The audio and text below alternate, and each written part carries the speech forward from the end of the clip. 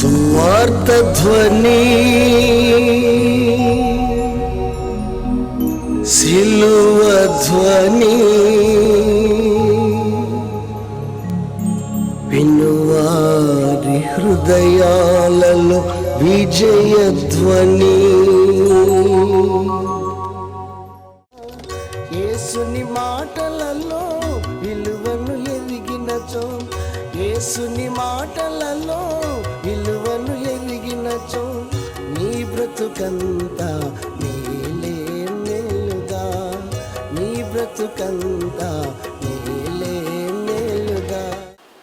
మత్తయి సువార్త స్టార్ట్ చేశాం. మత్తయి సువార్త 1వ అధ్యాయం 18 నుండి 23 వరకు చదువుదాం. నేను చదువుతా, మీరు చూసుకోండి. యేసుక్రీస్తు జనన విధం ఎట్లనగా, ఆయన తల్లి అయిన మరియా యోసేపును ప్రదానం చేయబడిన తరువాత అనేకము కాక మునుపు ఆ పరిశుద్ధాత్మ గర్భవతిగా ఉండెను. ఆయన భర్త అయిన యోసేపు నీతిమంతుడై ఉండి ఆమెను అవమానపరచనొల్లక రహస్యముగా ఆమె విడనాడను ఉద్దేశించెను. అతడు ఈ సంగతులను గూర్చి ఆలోచించుకొనుచుండగా, ఇదిగో ప్రభువు దూత స్వప్నము అతను ప్రత్యక్షమై, దావీదు కుమారుడు అయిన యోసేపు, నీ భార్య అయిన మరియను చేర్చుకొనుటకు భయపడకము, ఆమె గర్భము ధరించినది పరిశుద్ధాత్మ వలన. ఆమె కుమారుని కన్ను, తన ప్రజలను వారి పాపం నుండి ఆయన రక్షించుట కనుక ఆయనకు యేసు అను పేరు పెట్టబడుననెను. ఇదిగో కన్య గర్భవతి కుమారుని కన్నును, ఆయనకు ఇమ్మానుయేలు పేరు పెట్టుదురు అని ప్రభువు తన ప్రవక్త ద్వారా పలికిన మాట నెరవేరునట్లు ఇదంతయు జరిగెను. ఇమ్మానుయేలు పేరునకు భాషాంతరమున్న దేవుడు మనకు దానికి లోబడ్డాడు. ఇక్కడ ఆయన్ని మరి మనం చేర్చుకున్నాడు. అది ఆమెతో చెప్పినట్టుగా చేశాడు. 24, 25 వచనాలు. చిన్న ప్రార్థన చేసుకుందాం. తండ్రి, మీ నామమునకు స్తోత్రాలు, వందనాలు చెల్లిస్తున్నాము. ఇంతవరకు పాటలలో తోడుగా ఉన్నందుకు స్తోత్రాలు. చక్కగా బిడ్డలు పాటలు పాడారు, బిడ్డలు వాయిద్య సహకారం అందించారు, సంతోషం. యేసయ్య లోకానికి వెలుగును అని మీరు చెప్పారు. వెలుగు ఉన్న చోట చీకటి నిలవలేదు. అయితే వెలుగు అయ్యున్న మీకు హృదయంలో చోటు ఇయ్యక ఇంకా చాలామంది వెలుగుని ద్వేషించి చీకటిని ప్రేమిస్తున్నారు. అలా జరుగుట మీకు ఇష్టం లేదు కాబట్టి ఇంకా తలుపులు తీసే ఉన్నాయి, ఇంకా మీ చేతులు చాచే ఉన్నాయి. వెలిగించబడిన వారు ఇంకా ప్రజ్వరిల్లుతో ముందుకు వెళ్ళాలి. వెలిగించబడని వారు వెలుగులోనికి రావాలి. ఇవన్నీ జరగాలి అంటే మీ వాక్యము అనేది అవసరం కనుక కోట్లాది మంది వాక్యాన్ని బోధిస్తున్నారు, వింటున్నారు. కోట్లాది రూపాయలు కూడా ఖర్చు చేస్తున్నారు. మీ పని జరుగుతూనే ఉంది. ప్రభువా, ఈ పూట యావత్ ప్రపంచంలో ఈ 2000 సంవత్సరాల్లో మీ దగ్గరకు వచ్చిన వారు కాకుండా ఇప్పుడు ప్రెసిడెంట్ ఉన్న వారిలో కూడా వాళ్ళకి ఇష్టం ఉన్నా లేకపోయినా అందరూ చెప్పే మాట, ఇప్పటికీ కూడా ప్రపంచ స్థాయిలో క్రిస్టియన్సే ఎక్కువగా ఉన్నారు. సంతోషమే. నేను ఆకర్షించకుండా ఎవరు రారు అన్నారు. మీరు ఆకర్షించుట వలన ఎందరో వారి జీవితాలు త్యాగము చేసి సువార్తను చెప్పుట వలన అనేక మంది మీ దగ్గరకు వచ్చారు, ఇంకా వస్తున్నారు. సంతోషం.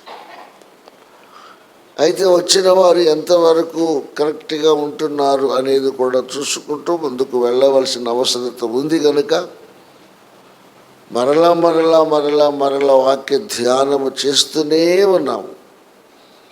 మీరే మాట్లాడి బిడ్డలను బలపరచుమని, స్థిరపరచుమని, సిద్ధపరచుమని యేసునామమున వేడుకొనుచున్నాము తండ్రి, ఆమేన్. మీకు ఒక అవకాశం కూడా ఇస్తున్నాము, రాసుకోమనేది. ఎందుకంటే ఒకవేళ ఈ జరుగుతున్న గందరగోళంలో చాలా పిచ్చగా మాట్లాడుతున్నారు. ఏమైనా డౌట్స్ ఉంటే కూడా నన్ను అడగచ్చు, మమ్మల్ని అడగచ్చు, షేర్ చేసుకోవచ్చు. డౌట్స్ మీరు హృదయాల్లో పెట్టుకోవద్దు. ఎందుకంటే సందేహం చాలా ప్రమాదకరమైంది. అవునా? వాక్యాన్ని వింటూ వాక్యం నమ్మని వారట నిరంతరము ఎగసిపడు సముద్ర తరంగము వల్లే ఉంటారు అని యాకోబు పత్రికలో. వారు రెండు తలంపులు కలిగి ఉంటారు, చివరికి వాళ్ళు ఏ మేలు పొందలేరు. కాబట్టి ఇది కూడా నోట్ చేసుకోండి. తర్వాత ఖాళీ టైంలో కానీ ఫోన్ చేసి కానీ, ముఖ్యంగా అందరికీ చెప్పలేము, మమ్మల్ని తినేసేవాళ్ళు బోళ్ళంత మంది ఉన్నారు. మన విశ్వాసులకు మాత్రం చెప్పక తప్పదు. మీరు అది కూడా రెడీ చేసుకోవాలి. మీరు ప్రశ్నించాలంటే, తెలుసుకోవాలంటే ముందు దాన్ని మీరు నోట్ చేసుకోవాలి. ఏది ప్రశ్న, ఏది జవాబు. Praise the Lord. వాళ్ళు ఇంకా బయట వాళ్ళు ఎక్కువ అడగొద్దు, మళ్ళీ వాళ్ళు తిక్క చెబుతారు, మళ్ళీ మన పరువు తీస్తారు. జాగ్రత్తగా ఉండాలి. మనమే చూసుకుందాం. Let us think about our selves అంట. మన గురించి మనమే ఆలోచన చేసుకుందాం, మన సమస్య మనమే పరిష్కరించుకుందాం. Okay, praise the Lord. Abraham కుమారుడకు దావీదు కుమారుడైన యేసుక్రీస్తు వంశావళి. అబ్రహాము కుమారుడకు దావీదు ఇద్దరు మనుషులే. వారిలో నుండి వచ్చినటువంటి యేసుక్రీస్తు మనిషి కానీ ఒక ప్రత్యేకమైన వాడు. ఆ తేడా తెలియాలి. దావీదు యూదుడు కాబట్టి, యేసయ్య కూడా యూదా గోత్రముల్లో జన్మించాడు కాబట్టి యూదుడు అన్నారు, అంతే. ఇక సంబంధం లేదు. మనము చదివిన భాగములో ఇప్పుడు నేను అన్న మాటకి గొప్ప జవాబు ఉంది. సీరియస్గా వినాలి, కోపంగా రోషంగా కూడా ఉండాలి. దానికి రోజు జవాబు చూడబోతున్నాం. మొన్న ఈ మధ్యన ఒక ఆయన టీవీలో మాట్లాడుతూ, ఎవరో అతను పాస్టర్ కాదు, సేవకుడు కాదు, అందరూ బైబిల్ చెప్పేస్తున్నారు. చరిత్ర మాకు తెలుసు, మీకు తెలుసా, యూదులంటే ఎవరో తెలుసా అని బైబిల్ చెప్పే ఆయన బోల్డ్ తప్పులు చెప్పాడు. మరి బైబిలే అంటున్నాడు. కాబట్టి క్రైస్తవ పునాదులు చాలా కరెక్ట్గా ఉన్నాయి. మనం వాటిని గట్టిగా పట్టుకోవాలి. Praise the lord.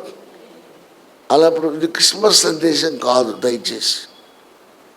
యేసు ఎవరు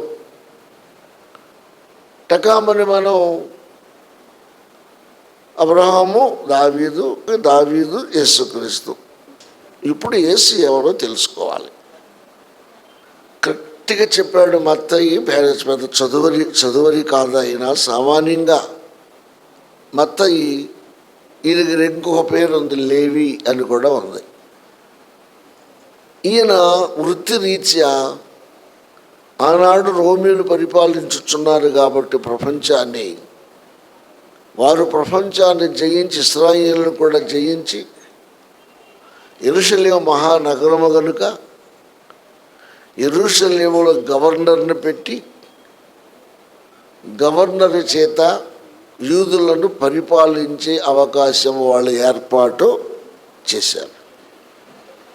మరి మీకు ఒక విషయాన్ని నేను పదే చెప్పాను, మరి మీరు చెప్పగలరా? గుర్తుందా మీకు? ఒక కీలకమైన విషయం ఏంటది? రోమీలు ప్రపంచాన్ని జయించారు. మన మచిలీపట్నం దాకా జయించి ఆ రోజుల్లో చిస్తు కట్టినట్లుగా మన మచిలీపట్నం చరిత్రలో ఉందట. ఎప్పుడో పూర్వం నెబుకద్నెజరు కాలం నుండి మచిలీపట్నం రికార్డులో రాయబడి ఉందట. ప్రపంచ సామ్రాజ్యవాదులకు మచిలీపట్నం నుండి కూడా చిస్తు అందింది అని. అవునా? గుర్తుపెట్టుకోండి. సరండి, మచిలీపట్నం అతి పురాతనమైందని మనకు తెలుస్తుంది. సరే, ముందు యేసు ఎవరో చూద్దాం. పై యూదా లైనంతా చెప్పేశారు. ఇక అన్ని పేర్లని అన్నిటికీ మనం సమాధానం చెప్పలేము, అవసరం కూడా లేదు. యేసయ్య ఎక్కడి నుంచో వచ్చాడు అని చెప్పడానికి ఈయన మత్తయి అన్ని చెప్పుకొచ్చాడు. మత్తయి ఉద్యోగ రీతికథల బ్రతుకు తెరువు కోసం రోమీల దగ్గర చిన్న ఉద్యోగం చేసేవాడు. అదేంటంటే సుంకం వసూలు చేయడం. ఇక మర్చిపోవద్దు, మీరు వెళ్ళిపోవాలి ముందుకు. మనం మొత్తం ఏం చేసేవాడంటే తక్కువని చెప్పేయాలి అంతే. మళ్ళీ అటు చూడ ఇటు చూడ మళ్ళీ తిరగయ్యా, అట్లయితే మీరు పైకి రాలేరు, నాలెడ్జ్ రాదు, బైబిల్ తెలియదు. మొత్తం ఏ ఉద్యోగం చేసేవాడండి అన్నాం అనుకోండి, పురుషుల నుంచి తక్కువ చెప్పేయాలి. రోమా పరిపాలన ఆయన సుంకం వసూలు చేసేవాడు. చిన్న ఉద్యోగం చేసుకుంటూ ఉండగా యేసు ప్రభు సువార్త యాత్రలో ఈయన కొంచెం కఠినంగా వసూలు చేసేవాడు, అన్యాయముగా వసూలు చేసేవాడు. యేసయ్య డైరెక్ట్గా వెళ్ళి రే డామ్ రూమ్ అనలేదు. కరుణామయుడు అనే దానిలో చాలా తెలివిగా దాన్ని చూపించాడు. కన్యమరియ గురించి, యేసు ప్రభు గురించి ఎన్ని సినిమాలు ఇంగ్లీష్లో ఉన్నా, ఇతర భాషల్లో ఉన్నా, తెలుగులో ఉన్నా కరుణామయుడు అర్థమైనంతగా, కరుణామయుడులో యేసయ్య లోకానికి తెలిసినంతగా ఇతర వాటిలో తెలుపబడలేదు. రోమియోలు సామ్రాజ్యవాదులు వారు యెరూషలేము దాకా వచ్చారు. యెరూషలేము అప్పటికే గొప్ప కీర్తి గడించింది కనుక అక్కడ యూదుడైన మత్తయి రోమీల దగ్గర తన బ్రతుకు తెరువు కోసం చిన్న ఉద్యోగం చేసుకున్నాడు. ఏంటి ఆ ఉద్యోగం? త్వరగా సుంకము వసూలు చేసి ప్రజల దగ్గర ఈ వాటర్ ట్యాక్స్ ఉన్నాయి కదా, ఇన్కమ్ ట్యాక్స్ లేక హౌస్ పన్ను ఇవన్నీ వసూలు చేసి రోమీలకు అప్పచెప్పటం, చిన్న జీతం. ఈయన చేయగా తన జీతం తనకు చాలి కానీ చాలక కానీ ఏ విధము చేతనైనా కొంచెం అక్రమాలకు అలవాటు పడ్డాడు. మనస్సు పెట్టాలి మీరు, అక్రమాలకు అలవాటు పడ్డాడు. మార్కెట్లోకి వెళ్ళాడు. మనకులాగా కూరగాయల మార్కెట్ ఉంది కదా, ఆ మార్కెట్లోకి వెళ్ళాడు. గబగబా వాళ్ళు భయపడిపోయి ఆ రోజు వ్యాపారం ఉన్నా లేకపోయినా బాబు అని ఇచ్చేవాడు ఇచ్చేస్తున్నారు. సంచులు అవి చేసుకుంటున్నాడు. రేపు అయ్యే వాళ్ళు బేరం లేదంటే ఇసుకిస్తే ఆ కూరగాయలు చిమ్మేస్తున్నాడు, కోడిగుడ్లు ఇసిరేస్తున్నాడు, బుట్టలు తన్నేస్తున్నాడు, తక్కిటి ఇసిరేస్తున్నాడు. ఇది కరుణామయుడిలో కరెక్ట్గా చూపించాడు. ఈ ఇసిరేసే టయానికి యేసయ్య కరెక్ట్గా తన శిష్యు బృందంతో అక్కడికి వచ్చాడు. కోడిగుడ్లు బాక్స్ ఇసిరి కొట్టేసరికి కోడిగుడ్లు కింద పడితే పగిలిపోతే నేలపాలు అయిపోతాయి కదా, ట్యాక్స్ కట్టలేదని కరెక్ట్గా వెళ్ళి యేసయ్య కాళ్ళ దగ్గర పడి అటు వచ్చాడు. ఈయన కోసం వచ్చాడు, ఈయన తెలీదు. యేసయ్య కాళ్ళ దగ్గర పడి యేసయ్య అటా చూశాడు మత్తయి వైపు. ఏమల్లా అనుకోవచ్చు ఒకవేళ నేను మా యూదుడే కదా, ఏదో అందరిలాగా బాగు చేస్తున్నాడులే అని. అందరూ వేరు, ఈయన వేరు. ఏమన్నాడు చూశాడంతే. ఆ చూపులోనే అర్థమైపోయింది మత్తయ్యకి, నేను ఏదో తప్పు చేస్తున్నట్లుగా ఆయన కోపంగా ఉన్నాడు. నా విధానం ఆయనకు నచ్చలేదు. నన్ను ఇంతవరకు ఎవడు ఏం అనలేదు, అన్నరు కూడాను. ఇప్పుడు నేను యేసయ్య దృష్టి నా మీద పడింది, నేను దొరికేశాను అని తనను తాను, తన తప్పు తాను అర్థం చేసుకొని సిగ్గుపడ్డాడు. తన తప్పు తాను తెలుసుకోవటం అనేది బైబిల్లో గొప్ప మాట. మన పెద్దవాళ్ళు చెప్పారు, తప్పులెన్నో వాడు తమ తప్పులెరుగరు విశ్వదాభిరామ వినురవేమ. మానవుడు ఎంతసేపు ఎదుటివాడి తప్పులు ఎత్తి చూపిస్తాడు కానీ తన తప్పు తాను తెలుసుకోడు. కొంతమంది చెప్పగా వింటారు, కొంతమంది ఈ తప్పు చేస్తున్నానికి చేయకూడదు అని దిద్దుకునే ప్రయత్నము చేస్తారు.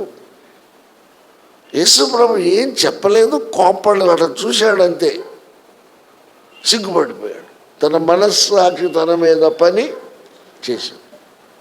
రెండే వచ్చేసాడు, బోధకుడా నేను నీతో వచ్చేస్తానన్నాడు. అని వెంటనే అవునా రా రా అంతే అక్కడ వదిలేశాడు. యేసయ్య గ్రూపులో కలిసిపోయాడు. ఆయన ఈ బుక్ రాశాడు. పెద్ద విద్యావంతుడు కాదు, సామాన్యమైన యూదుడు. ఇప్పుడు చెప్పండి, ఏం పని చేసుకునేవాడు?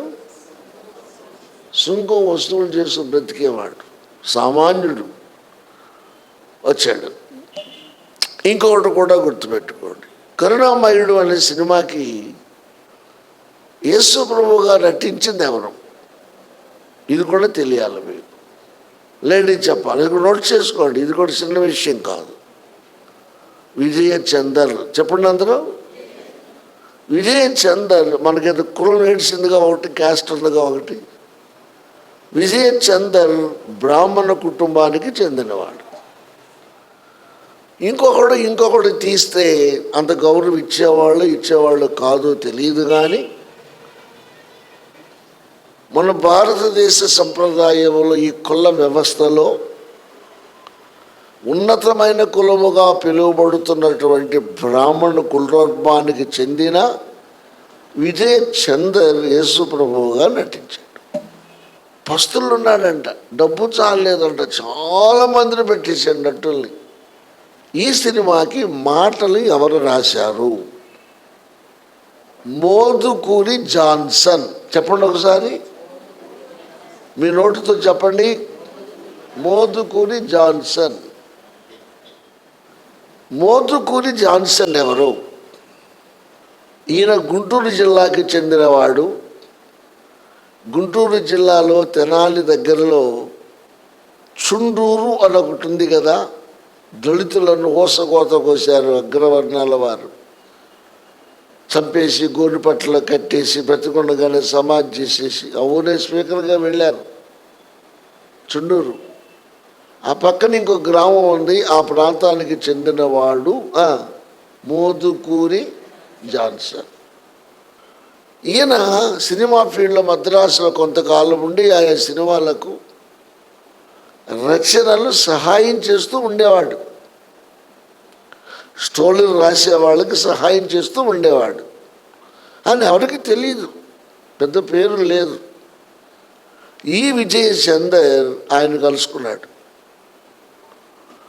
ఇలా అనుకుంటున్నాను నేను, నీవు బైబిల్ బాగా చదివి బైబిల్ ప్రకారం కొంచెం అర్థమయ్యేలాగా ఆ కథ రాయి అన్నాడు. కథ మొత్తం రాసేసుకుంటారండి, ముందు డాక్యుమెంట్స్ రెడీ చేసుకుంటారు సినిమా వాళ్ళు. ఏ మాటకు ఏ పాటకు ఎక్కడ చిత్రీకరణ చెయ్యాలో తర్వాత స్థలాలు వారు సెలెక్ట్ చేస్తారు. ఒక్క పాటను చిత్రీకరించడానికి, అభినయం చేయటానికి లక్షలు ఖర్చు అయిపోతుంది. ఇటీవల రాశారు, ఒక్క పాటకు మొన్న కోట్లు ఖర్చు పెట్టేశారంట. మోదుకూరి జాన్సన్. ఈయన ఎవరు? మోదుకూరి జాన్సన్ ఒక దళితుడు, ఒక హరిజన కుటుంబానికి చెందిన వ్యక్తి. మద్రాసులో ఏదో ఉన్నాడు, ఏదో రాస్తున్నాడు, ఎవడో పైకి రానివ్వట్లేదు. అక్కడ కూడా వర్ణభేదం ఎక్కువైపోయింది. నువ్వు దళితుడు కదా, జనరల్గా క్రిస్టియన్స్ అనుచరులు ఎక్కువ చర్చికి వెళ్తుంటారు కదా, నీకు తెలుసు కదా, నువ్వు రాసి పెట్టయ్యా అంటే కొన్ని నెలలు శ్రమించి బైబిల్ బాగా చదివి, అంతకుముందు చదవలే, వాళ్ళ ఆవిడ చర్చికి వెళ్ళేవాడు కాదు, కుదరదులే అన్నట్టు బ్రహ్మాండముగా రాశాడు. రాసి వినిపిస్తే ఓహో ఇలాగ బాగుంది, సరే దాన్ని చిత్రీకరించవలసి వచ్చింది. ఈయన మీద సీన్ వచ్చేసరికి ఆయన రాసిన దాన్ని బట్టి వాళ్ళు అభినయం చేశారు. దర్శకుడు ఉన్నాడు దానికి, నిర్మాత విజయ్ చందర్, రాసింది మోదుకూరి జాన్సన్. అది వచ్చి వేసే కాళ్ళ దగ్గర పడేసరికి, అక్కడ చూసేసరికి చూపుకే చెప్పాలి మారిపోయాడు. ఆ దెబ్బతో ఆ ఉద్యోగాన్ని మానేసి, ఆ వృత్తిని మానేసి, తన అన్యాయం తాను అర్థం చేసుకొని 12 మంది అపొస్తలులలో ఒకడిగా చేరిపోయాడు. పేరు చెప్పండి. ఇక్కడ మత్తయి. మళ్ళా ఇస్కరియోతు యూద ఉరేసుకు చచ్చాడు కదా యేసయ్య నమ్ముకుని, వాడి స్థానంలో 2 నిలబెట్టారు. వీళ్ళు ప్రార్థన చేశారు. ఒకడు బయలుపరచయ్యా అంటే 2లో ఒక వ్యక్తిని బయలుపరచి ఆత్మదేవుడు 12 సంఖ్యను పూర్తి చేశారు. ఆ పూర్తి 2లో సెలెక్ట్ చేయబడిన వ్యక్తి మత్తియా. మిమ్మల్ని అడిగాను అనుకో, నేను అపొస్తలులు 12 మంది సమకూర్చినప్పుడు ఉన్నాడు కదా, ఆయన పేరు ఏంటంటే మత్తయి. యేసు పరలోకానికి వెళ్ళిపోయిన తర్వాత ఇస్కరియోతు యూదా స్థానంలో చేర్చబడిన వ్యక్తి పేరు మత్తియా. మత్తయి చెప్పాలి, మత్తియా అది తెలియాలి. ఈయన హతసాక్షి అయ్యాడు, త్వరగా చెప్పండి. ఆయన కూడా హతసాక్షి అయ్యాడు, అంత గట్టాడు. ఇక అయిపోయింది. Praise the Lord. ఆ మత్తయి ఈ వ్యాపారం మానేసి వచ్చి శిష్యుల 12 మందిలో చేరిన ఆయన యేసుక్రీస్తు జననమును గురించి రాస్తున్నాడు. నేను దాన్ని ఎన్నో 40 ఏళ్ళుగా బోధిస్తున్నాను. నాకేమనిపించిందంటే, ఇప్పుడు కొంచెం కసిగా సిద్ధపడుతుంటే, సామాన్యమైన మానవుడు చెప్పండి అసమానమైన చరిత్ర రాయటానికి పూనుకున్నాడు. అక్కడికి వెళ్ళాలి మనం. అది సామాన్యం, చిన్న విషయం కాదు అది. లోకరక్షకుడైన యేసుక్రీస్తు జనన విధము ఎట్లనగా, ఎంత క్లారిటీ ఉంది. ఏ సింపుల్ మ్యాన్, ఏదో చిన్న చోటు పట్టుపోసుకునే వ్యక్తి ఎంత కరెక్ట్గా రాశాడో చూడండి. ఎంత కరెక్ట్గా రాశాడు. ఎట్లనగా ఆయన తల్లి అయిన మరియా యోసేపునకు ప్రధానము చేయబడిన తరువాత వారేకము కాక మునుపు ఆమె పరిశుద్ధాత్మ వలన, ఎంత క్లియర్గా ఉందండి. ఎంగేజ్మెంట్ అయిపోయింది కానీ వివాహం జరగల, కాపురం చేయలే. ఇంకొద్ది రోజుల్లో చేసుకుందాం అనుకుంటున్నారు. ఈ లోపల ఈ దర్శనం కలిగింది. మరియమ్మను కూర్చో ముందు రాశాడు. మరియమ్మ ఎలాంటిది? ఆయన తల్లి అయిన మరియా యోసేపునకు ప్రధానము చేయబడిన తరువాత, వారంటే యోసేపు మరియా. ఈ సంవత్సరం మన వాళ్ళు ఫ్లెక్స్ చేసినప్పుడు మన క్రిస్మస్కి యోసేపు గారు ఫోటో పెట్టి, మరియమ్మ గారు ఫోటో పెట్టి, మధ్యలో యేసయ్యని పెట్టి తీశారు. మొన్నే నాకు చెప్పలే, నాకు ఇష్టం ఉండదు అట్లా. నేను చూసా, నాకు నచ్చలేదన్న. బిల్లి పాపం వెంటనే మరి ఎలా నానా కొట్టేశాం కదా, యోసేపును పక్కన పడాయి, సంబంధం లేదు. ఆమె కన్య చెప్పాలి, కన్య మరియా. యేసు పరిశుద్ధుడు అనబడాలంటే పాపము లేని పరిశుద్ధురాలకి జన్మించాలి. వెంటనే బిల్లి ఫ్లెక్సీని మార్చిపడేసి, చూడండి అక్కడ పెట్టి ఉంది, మరి ఎవరిని పెట్టాలన్నా మరియమ్మని యేసయ్యని పెట్టంతే. ఆమె మహా తల్లి, చెడిపోయిన లోకాన్ని రక్షించడానికి అవమానాలు భరించి గర్భము ధరించి రక్షకునికి జన్మను ఇచ్చిన వీర నారి, పవిత్రురాలు. ఎవడన్నా కాదు అంటే మీరు ఒప్పుకోకండి, మేము బైబిల్ నమ్ముతాం. ఇది ఒక మనిషి పలికింది కాదు, ఇది ప్రవచన సారాంశం, ఇది లేఖనాల సారాంశం. అనధికాల దేవుని ప్రణాళిక. ఉపయోగించండి బలమైన మాటలు. అనాదికాల దేవుని ప్రణాళిక, గాడ్స్ ప్లాన్ అంటారు ఇంగ్లీష్లో.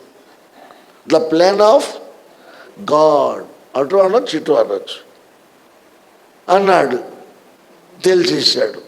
ఇది చూపించండి, ఎవరికైనా అడ్డంగా మాట్లాడి వచ్చిన వాళ్ళతో చదివించండి, పరిచయం పెట్టుకోండి, నోట్ చేసుకోండి. Write down on your white papers with your pen. రాసుకోండి, పేపర్ మీద వచనం రాసుకోండి, మీరు ఇంకా చదువుకోండి. Praise the Lord. ఎంత స్పెసిఫిక్గా ఉంది జవాబు. వారేకమను కాక, వారంటే యోసేపు మరియమ్మలు అయిపోయింది. మరి వాళ్ళు ఏకం కాక మునుపంటే మరి గర్భం ఎలా వస్తుంది? అది కూడా రాశాడు మత్తయి. మళ్ళీ నాకేంటి అక్కడ చాలా సంతోషం అనిపిస్తుంది. అరే, అన్ఎడ్యుకేటెడ్ చిన్న వ్యాపారం చేసి బతికే వ్యక్తి, సామాన్యుడు రాసేసాడు అంతే. ఎంత ధైర్యం కావాలండి? కొంచెం చదువుకున్న మత్తయి శాస్త్రమును, సైన్స్ను కూడా బీట్అవుట్ చేసేలాగా పక్కన పడేసి రాసి పడేసి. ఏంటి శాస్త్రం? What is the science? What is the meaning of the science?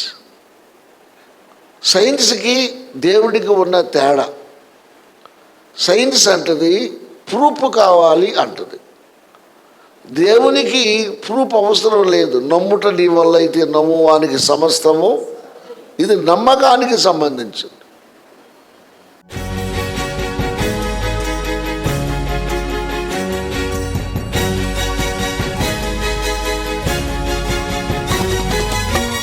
యేసుని మాటలు వినగా వినగా మనసుకు శాంతి, ఆత్మకు రక్షణ.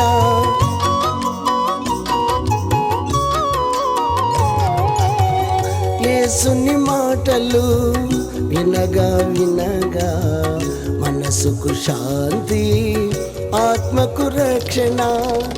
యేసుని మాటలలో విలువను ఎరిగినచో, యేసుని మాటలలో విలువను ఎరిగినచో నీ బ్రతుకంతా మేలే మేలుగా, నీ బ్రతుకంతా మేలే మేలుగా. వినగా వినగా యేసు సువార్త కలుగును హృదయాలలో విశ్వాసం. వినగా వినగా యేసు సువార్త కలుగును హృదయాలలో విశ్వాసం. అందుకే అందరూ రండి, కూర్చోండి, వినండి. అందుకే అందరూ